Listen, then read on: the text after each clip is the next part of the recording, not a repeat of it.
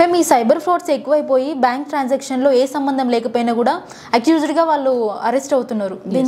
దీన్ని ఎలా అరికట్టాలి? యూజువల్లీ ఈ సైబర్ ఫ్రాడ్స్ ఏం చేస్తారు అని అంటే, అసలు బ్యాంక్ అకౌంట్ అంటే ఏంటి, చెక్ గురించి నాలెడ్జ్ లేని వాళ్ళు, ఆన్లైన్ ట్రాన్స్ఫర్లు, ఓకే, నెట్ బ్యాంకింగ్ గురించి ఏం తెలియని వాళ్ళు అమాయకుల దగ్గర నుంచి, ఓకే, వాళ్ళ దగ్గర నుంచి ఏం చేస్తారు అని అంటే, వాళ్ళ ఆధార్ కార్డ్, పాన్ కార్డ్ అవన్నీ తీసుకొని ఆ అకౌంట్ ఒకటి క్రియేట్ చేసి వాళ్ళ పేరు మీద, దానికి వీళ్ళ ఫోన్ నెంబర్, వీళ్ళ ఈమెయిల్ ఐడి పెట్టేసుకొని బ్యాంక్ ట్రాన్సాక్షన్స్ చేస్తూ ఉంటారు.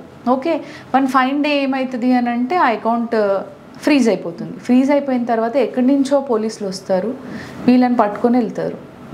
ఎందుకు అని అంటే, మరి బ్యాంక్ ట్రాన్సాక్షన్ మొత్తం ఓపెన్ చేస్తే మీ పేరు ఉంటుంది, ఓకే, కానీ దీన్ని జరిపిందంతా వేరే అతను.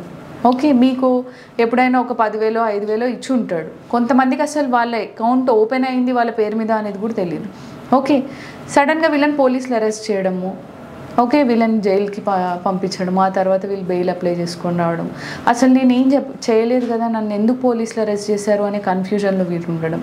సో మీ డీటెయిల్స్ ఎవరితోనైనా షేర్ చేసుకునేటప్పుడు చాలా జాగ్రత్తగా ఉండాలి. ఇప్పుడు ఈ సందర్భంలో నీకేం తెలీదు, ఓకే, నువ్వు విక్టిమ్వి చెప్పాలంటే, కానీ నిన్నొచ్చి పోలీసులు అరెస్ట్ చేశారు కదా. ఎవరిని అరెస్ట్ చేశారు? నిన్ను అరెస్ట్ చేశారు. కానీ ట్రాన్సాక్షన్ చేసింది ఎవరు? ఈ డబ్బు మొత్తం లావాదేవీలు జరిపింది ఎవరో ఒక అతను.